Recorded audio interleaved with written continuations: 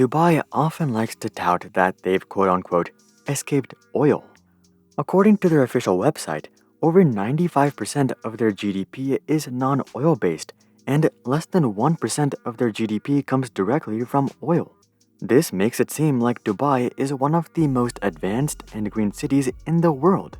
And when you consider that the UAE has barely been around for 50 years, this feat just becomes even more impressive. But while I'm sure these GDP statements are technically true, they're also super misleading. In fact, these pieces of data were cherry-picked to make Dubai's economy look better than it really is. You see, just because oil accounts for a very small portion of Dubai's GDP does not mean that oil has played a small role in their economy. Dubai has a deep past with oil, and they're still very much dependent on oil to this day. Now, this isn't to say that Dubai has accomplished nothing, because they definitely have. They've built one of the largest and most respected hospitality brands in the world. They've got Emirates Airlines, the Burj Al Arab, the Atlantis, the Burj Khalifa, dozens of luxurious malls and restaurants, and who knows what else. They've also made dramatic strides when it comes to attracting Westerners and immigrants. The UAE has the world's largest migrant population in terms of percentage, coming in at 88%. And that number is likely weighed down by the rest of the UAE. If we look at Dubai alone, the number is likely higher than 90%. On top of this, Dubai has some of the loosest economic policies in the world.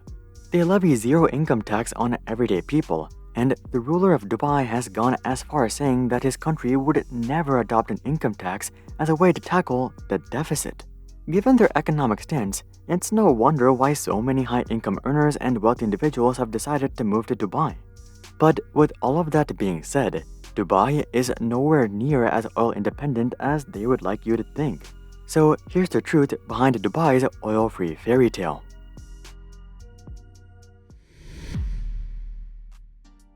To really understand why Dubai's oil-free narrative is misleading, we have to first understand how Dubai became oil-free in the first place.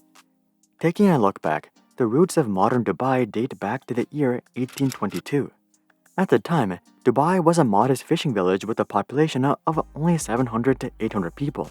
The entire area was controlled by a nearby town that you've probably heard of, Abu Dhabi.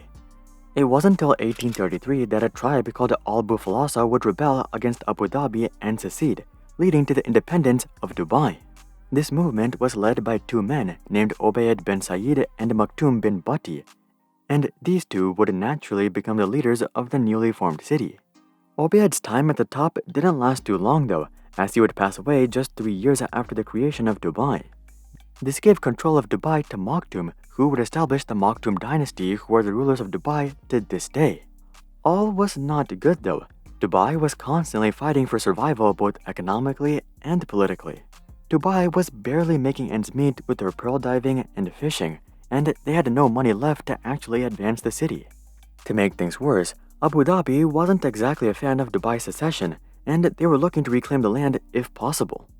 It wasn't until 1892 that the UK would take on the responsibility of Dubai's security, enabling Dubai to focus on economic growth. From the very beginning, Dubai was extremely open to capitalistic ideas. One of the first things they did was establish a completely free port in 1901.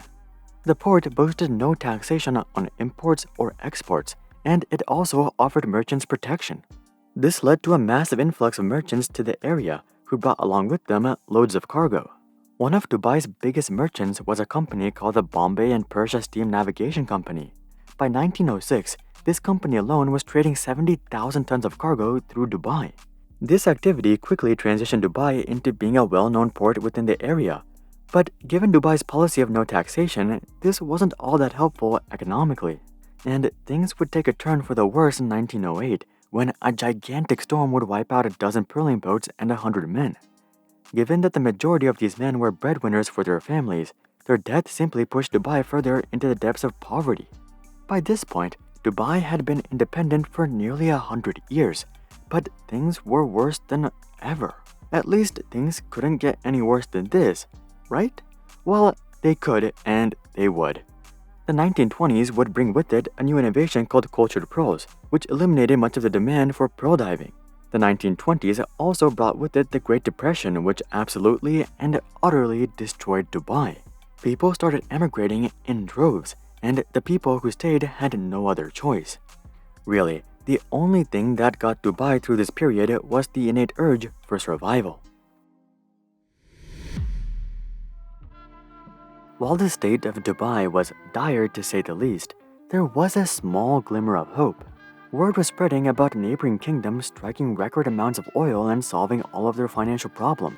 Having nothing to lose, Dubai would decide to roll the dice with oil in 1937. But unfortunately, this gamble wouldn't pay off, at least not anytime soon. You see, around this same time, the Americans would find an oil ocean under Saudi Arabia, and they were busy building pipelines and oil rigs and trade networks. Not to mention, World War II was just around the corner, so trying to find oil in this tiny little poverty-struck town was no one's top priority. But eventually, after World War II came to a close and all of the hype surrounding Saudi Arabia died down, oil companies would turn their focus to neighboring areas like Dubai. And in 1966, nearly 30 years later, oil would finally be discovered in Dubai. But the discovery was by no means a grand slam. The oil was enough to save Dubai from absolute despair, and it allowed them to start building some infrastructure. But it was nowhere near enough to convert them into a desert oasis. The same, however, could not be said about Abu Dhabi. Abu Dhabi found oil in 1958, and for them, it was a grand slam. For perspective, the UAE has nearly 100 billion barrels worth of oil, and 95% of this is located in good old Abu Dhabi. At first glance, it probably seems like Dubai got super unlucky, and the truth is, they did. They're literally located right next to all of the world's largest oil reserves, including Saudi Arabia, Iran, Iraq, Kuwait, Abu Dhabi, and Qatar. Yet, their little city happens to be one of the few locations where there's relatively small amounts of oil. While this seems like a curse initially, it actually turned out to be a blessing, because it was exactly what was needed for the rulers of Abu Dhabi and Dubai to put aside their differences and join forces. From Dubai's perspective, it would be stupid to let an ego battle prevent them from joining forces with an emirate that controls 9% of the world's oil reserves. And from Abu Dhabi's perspective, they were no longer salty that Dubai seceded because it looked like Dubai's bet didn't pay off. So it wasn't too hard for these two emirates to join forces with a few smaller emirates and create the UAE in 1971. Abu Dhabi would become the capital of the new country, and the ruler of Abu Dhabi, Sheikh Zayed bin Sultan Al Nahyan, would become the first president of the UAE. This probably doesn't seem too monumental. A couple of neighboring cities got together, and the richest of the bunch became the leaders. But this moment was actually a game changer. Sure, Dubai did have to make some political sacrifices, but this is when Dubai truly won.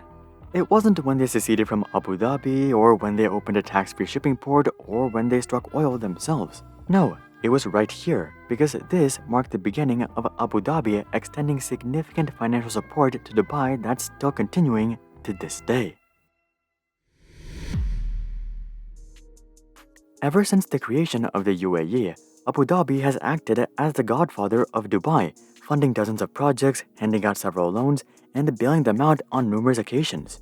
One of the first projects that Dubai embarked on after teaming up with Abu Dhabi was building a new port called the Port of Jebel Ali. This port was built throughout the late 1970s and would be opened in February of 1979. Since then, this port has become home to 5,000 different companies from 120 different countries. And the port of Jebel Ali currently ranks as the 11th busiest port in the world. But as you might remember, this wasn't Dubai's first shot at building a port. In fact, they tried building a tax-free port way back in 1901. That, however, was wiped out by a single storm, while the port of Jebel Ali has survived numerous explosions, attacks, and natural disasters. The key difference between the two is that one was backed by oil money while the other was not. Anyway, shortly after the port was completed, Dubai set out on their biggest and most successful project of all time, Emirates Airlines. Emirates was personally funded by the royal family of Dubai in 1985, and it has since turned into one of the most luxurious and respected airlines in the world. But while people view Emirates as being rich with their jumbo A380s, Emirates actually makes less money than Delta, American Airlines, Lufthansa, United, and even Southwest. So Emirates is much more of an image piece than a true profit driver. And how was this image piece funded? Well, I think you know the answer. Moving on, we have all of Dubai's vanity projects. First, they had the Burj Al Arab in 1999. Then, they had the Palm Islands in 2004. After that, it was Atlantis in 2008, followed up by the Burj Khalifa in 2010. And now, we have the Creek Tower, though that may be cancelled. As their ports, airlines, and vacation destinations grew in popularity, these sectors of the economy simply outpaced the relatively small oil industry. And this is why Dubai is able to claim that oil only makes up 1% of their GDP. But guess who comes to their rescue whenever they need help? Well, it's of course their oil-rich partners, Abu Dhabi. A perfect example of this is 2008 during the Great Financial Recession. As the global economy cooled down, so did travel and the revenue that Dubai pulled in. They were no longer able to keep up with vanity projects like the Burj Khalifa, but luckily for them, Abu Dhabi would come to their rescue with a $10 billion bailout. We should also mention that Dubai has yet to pay back Abu Dhabi, not that Abu Dhabi particularly cares. Dubai has consistently just been rolling over their debt ever since the financial crisis, and they currently owe Abu Dhabi $20 billion. And that's just their debt to Abu Dhabi. Dubai also has loads of internal and international debt. Moody's and the S&P estimate that Dubai's total debt load stands at $79 billion. Clearly, regardless of whether Dubai is oil dependent or not, there's no question that they're debt dependent. In the end, while Dubai likes to convince the world that they're completely self-sufficient and that they've been able to beat their oil dependence, this is simply not the case.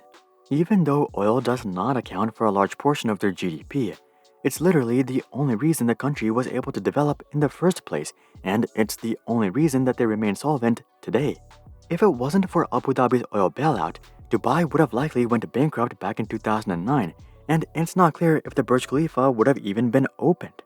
This is probably why they decided to name the building after the ruler of Dubai at the time, Khalifa bin Zayed Al Nahyan. The truth is that Dubai is very much dependent on Abu Dhabi's money, backing, and influence on the world stage. And according to Dubai's logic, Mecca is oil independent as well. After all, Mecca is the world's second most lucrative tourist destination in the world, only beaten out by Dubai, and they don't make much money from oil themselves. Let's just forget about the fact that Saudi Arabia backs Mecca with billions of oil dollars every year.